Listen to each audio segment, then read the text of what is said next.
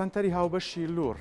گروپی میوزیکی لوور بە هاوکاری دەستگای میدیایی کورسات دیداری نێودەوڵەتی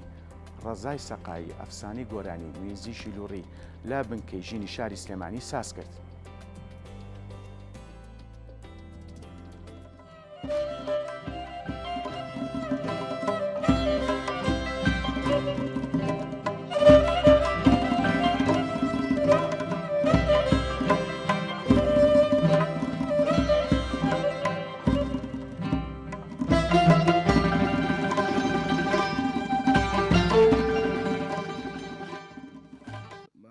سەقایی یەکێک لە هونەرمەندە هەرە هەڵکەوتوەکانی نەتەوەکەمانە لە بەشی لۆڕ کە خاوەنی ژمارەیەک گۆرانی و ئاوازی زۆر تایبەتە کە نەوەکانی ڕابردوومان لەگەڵی ڕاهاتون و پێی گۆش کراون. سنتەری هاوبەشی لۆڕ ڕۆک و ئەرکێکی مێژووی و نەتەوە و نیشتیمانی خۆی هەستاوە بە ئەنجامدانی دیدارێکی نێودەوڵەتی بۆ ڕەزای سەقایی بۆ قسەکردن لەسەر ڕەزای سەقایی لەسەر بەرهەمەکانی لەسەر مێژوو کولتور و ڕەسەنایەتی و هونەری لۆڕێ و جوگرافیای لۆڕۆک و بەشێکی سەرەکی نەتەوەی کورد. بۆ گفتوگۆکردن لەبارەی ئەم دیدارە میوانداری بەڕێز جەباریاوەر سەرۆکی سنتەری هاوبەشی لوورمان کردووە. کاک جەبار بەخێربێ. سپاسانەکەم. کاک جەبار ئەم جارە ئێمە وەکو پسپۆڕێکی ئەکادمی بواری سەربازی بانکەشمان نەکردووی، ئەمەیان تایبەتە بە هونەر قوربان. بەخێربێ سوپاس بۆ ئەم دەرفەتە زانیمان کە سەرقاڵیشی بەڵام لەگەڵ ئەوەشە داواکە ئێمە ڕەت نەکردو. دووبارە بەخێربێ. خزمەتدام بەسەر چاوەڕێتی بۆ کورسات. زۆر سپاس. کاک جەبار ئەمێ لە سەرتا ئەو پرسم تا چەند بۆ ئێمە گرنگە ئاور لە کللتوری خۆمان بینەوە، کللتوری خۆمان کە بناسیێنین زیینوی کەینەوە، چ بۆ ئێستا چ بۆ داهاتوومان. بێگومان زۆر گرنگە گرنگیدان بە کللتور بە هەموو جۆرەکانیەوە، یعنی بە هونەر بە هەموو جۆرەکانیەوە، چ هونەری وێنە کێشان بێ، چێ هونەری موسیقی بێ، شانۆ بێ، چ گۆرانی بێ. لەبەرەوەی گەورەترین ڕایەڵا لە نێوانی گەلانی دنیادا هونەرە، هونەر و کللتور ڕاستە، هونەر و کللتورە، یعنی ئەوان بە یەکتری بەو هونەر و کللتورە یەکتریان ناسن. لەبەرەوەیە ئەم بۆنانە زۆر گرنگن، زۆر گرنگن و بەڕاستی ئێمە وەکو سنتەری هاوبەشی لۆڕ یەکێک لە هاندەرە هەرە سەرچەکانمان بۆ مێژوو ئەیڵێم لێرە کە ڕەوانشا سەرۆک مام جەلال بوو.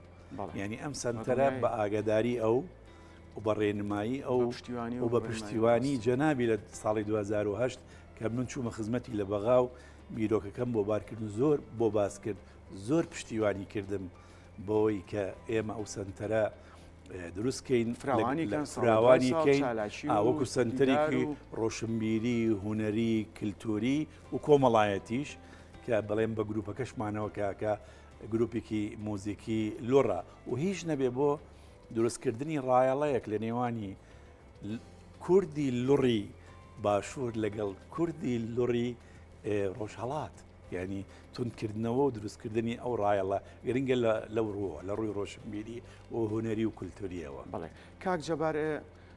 پێشەوەی بچینە ناو دیدارەکەەوە هەڵبەت سەرقاڵی و پانیێڵیش هەیە، جا ئەگەر ئەرگ نەبێت بڕگەکانی دیدارەکەمان پێ بڵیت هەر ئەم ڕۆیەوە بزانم. بەڵێ بەڵام چەند تەوەرێ لە خۆگرێت. بەڵێ قوربان. طبعاً ئێمە ماوەیەکی زۆرە خەریکی ئەو دیدارەین،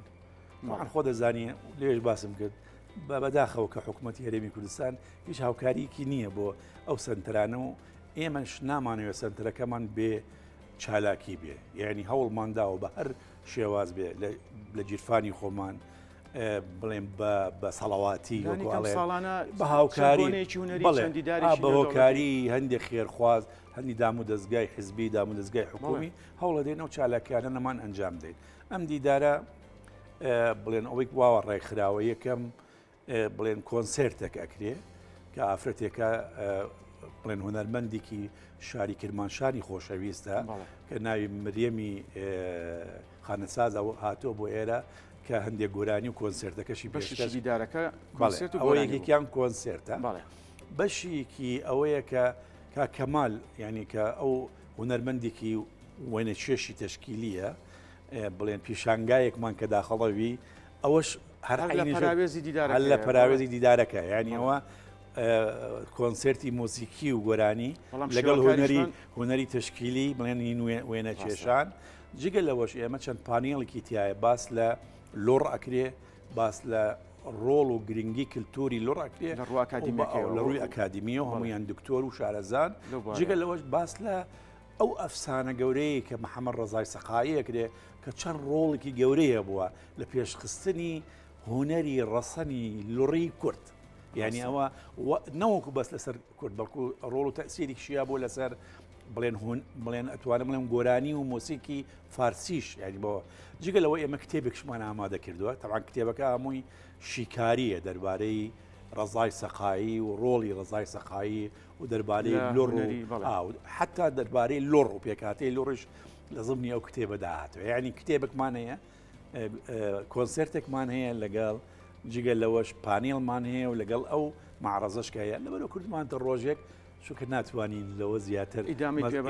پێ بدەین ئەگەر نا پێشتر ئێمە زۆر جارەیە فیستیڤالمان کردووە بۆ کەریمغانی زەن بۆ قەدەم خێر بۆ بابەتایری هەمەدانی 3 ڕۆژ 4 ڕۆژی پێچووە بەڵام ێستا تواناکارەوە توانانیەوە بێ شەڕ لەگەڵ کاتاکرێت هەمووی لە ڕۆژێکە هەموو لە ڕۆژێکە کۆکەینەوە بۆی بتوانین حەقی بدەینێ بە خۆی گرنگ بەڕێوە چوونی دیدارەکەی ئەوە کە جێی خۆشحاڵیە کاک جەبار گرنگ ئەوەیە بەڕێوە چووە بێگومان بەڕێوە چووە میوانێکی زۆر لە لڕستانەوە هاتووە ئەو پردێکە باس بۆ ئەوان لەوە لە سنەوە هاتووە لە کلتوریماشانەوە هاتووە دووەم بڵێن بەشدار بوویەکی زۆری و نەرمەندانی سلێمانی و ئەکادمیانی سلێمانی بۆ لەوێ جەماوەریکی زۆرش هاتووە دڵی خۆش بۆ بەوەی کە گوێ لە ئەو کۆنسێرت و ئەو گۆرانیەشی گرتووە. بەڵێ کاک جەبار من ئەمێ هەر وەکو ڕوونکردنەوە بۆ نمونە ئێستا ئێمە سەرتاوە باسمان کرد کە کللتور گرنگە لایەنێکی گرنگە بۆی کە ناسنامە و ناسنامی خۆمانی پێ بناسیێنین چ ئێستا بێت چ داهاتوش بێ بۆ نەوەکانمان ئاشنابن لە هەمان کاتا گرنگە تەنانەت هونەرمەندانیشمان بە تایبەتی میوزیسیان و گۆرانی بێژەکان کە مەسەلەن دڵنیاشم سوودیان لە ئەزمموی ڕزای سەقایی وەرگرتووە یان چەندەها گۆرانی بێژیتی بە ئەزمون چ لە ڕۆژهەڵات بێ چ لە باکوور بێ چ لە خۆر ئاوا بێت گرنگە مەبەستم هونەرمەندان یان سوود لەلایەن ئەکادیمیەکەی وەربگرن جگە لەوەی کە تۆ کللتوری ئەو نەتەوەی ئەو میلەتەش ئەناسیێنی بنەوەکان بێگومان ئێمە لە هەردوو وەکو باسم کرد هەردوو حاڵەتەکەمان بەیەکەوە تێکەڵ کردووە ینی دەرمان خستووە ئێمە بە حقیقت سنتەرێکی لە 2010 کە دامەزراوین سنتەرێکی کۆمەڵایەتی ڕۆشنبیری فەرهەنگی هوەرین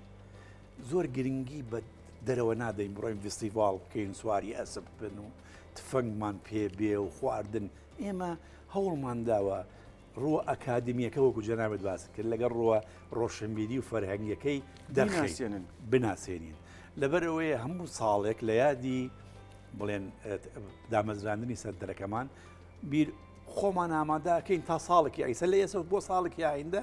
بۆ ئەوەی جێن کەسایەتیەک هەڵەبژێرین ئێمە کەسایەتەکانمان بۆ ساڵی داهات کەسایەتەکانمان جیاواز بوون مەسەڵەن ساڵێک کەسایەتی بابەتاهەری هەمەدانیمان بڵێن هێنا کتێبێکمان لەسەر دەرکرد و بابەتار یەکی لە شاعرە گەورەکانی لۆڕی کووردە کە یەکەمین کەس بۆ بە پیتی کوردی شعر بنووسێ مەسەلەن لەسەر فستیڤالێکمان بۆ قەدەم خێر بوو کتێبێکمان لەسەر کرد فستیڤالێکمان بۆ کەریمخانی زەن بوو کە دەوڵەتدار بوو کە پاشایەک بوو لە دیوی ئێراندا فستیڤالێکمان تەنانەت بەس بۆ لوڕنا بۆ عادیلەخان ئیجاف بۆ کەریمی ئەلەکەی سلێمانی لەبەرەوەی ئەمانە بناسیێنین لە ڕووی کۆمەڵایەتیەوە دووەم شتەکانیان لێک دێنەوە ئێمە زۆر جار پشت بە جامیعی سلێمانی زانکۆی سلێمانی لەگەڵ زانکۆی تەهران لەگەڵ زانکۆکانی سنە ئەبەستین بۆی شیکاریمان بۆ بکەن دەربارەی ئەم کەسایەتیانەوە دوای ببتە کتێبێک لە مەکتەبەی کوردی خەڵک وەکو بەحسێک ئەمجا هەموو ساڵێکی سیدیەک ئاماداکە کە تۆ توێژینەوەیت کرد لە زانکۆبووی لە پەیمانگا بوویت پشتی پێ بەستێ وەکو باسم کرد زۆر گرنگە گرنگیدان بە هوەر و بە لە دنیادا لە دنیا بڕۆ لە سەرۆکی گەورەترین وڵاتەوە تا بچووکترین کەسیان بە ژن و پیاوە بە پیر و گەنجەوە هەموو کەس هەستی مۆسیقی هەیە هەستی هوەری هەیە هەستی بینینی هەیە بڵێن بۆ هوەر بۆ شتی تشکیلی ئەمە پەیوەندی نییە بە مەسەن زۆر جارای خەڵگەڵن تۆ کابرایەکی فەریق یەکەمی عسکەری چ پێڕێکی سەربازی بۆ نمونە پاشۆڕێکی سەربازی زۆر ئینسانم من مرۆڤم هەستم هەیە بۆ مۆسیقا هەستم هەیە بۆ گۆرانی هەموو کەس گوێ لە گۆرانی سەرۆکی دەوڵەت گوێ لە گۆرانی ناگرێ جۆ لە گۆران هەموو کەسێک ئەو وڵاتە گوێی لە گۆرانی دەگرن گوێ لە مۆزیکە گرن حەزی لە شێوەکارە حەزەکە سێری تابلوێ زۆریش گرنگە ئێمە توانیمانە بۆ زانیاری هەموو لای بۆی گروپەکەەوە گروپەکەمان ئەم ساڵ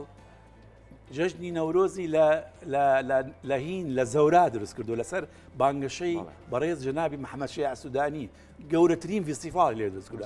لە مێرەجانی بابل بەشداری کردووە لە مەرەجانێکی هوەری لە پاریس بەشداری کردووە لە هۆڵندا لە زۆر وڵاتی تر بەشداری کردووە ینی ئەمە کوردی هوەری کوردی نەقل کردووە بۆ ئەو شۆنانە لەبەرەوەیە مەسلەی هوەر و مەسلەی کللتور و ئەوانە زۆر گرنگە بۆ ناساندنی هەموو نەتەوەیەک کە لە دنیادایە لەبەرەوە ئەوە گرنگەیە طبعاً من ئەمە ئەو مناسبەش وەرگرم کە بەڕاستی زۆر سوپاسی هەموو سپۆنسەرەکانمان بکەن ئەوانە کە بەشدار بوون لەگەڵمانە بۆ ئەوەی ئەو دیدارە ئەنجام دەین بە تایبەتیش کورسات کە هەموو ساڵێک زۆر بە سوپاسەوە زۆر پشتیوانی ئێمن بە تایبەتی لە ڕووی هەم گواستنەوەی لە ڕووی ڕاگەیاندنەوە هەم دابینکردنی پێویستی دەنگ و ڕەنگی ئەوانێک هەیە ئەوە پشتیوانێکی گەورەیە بۆ ئێمە.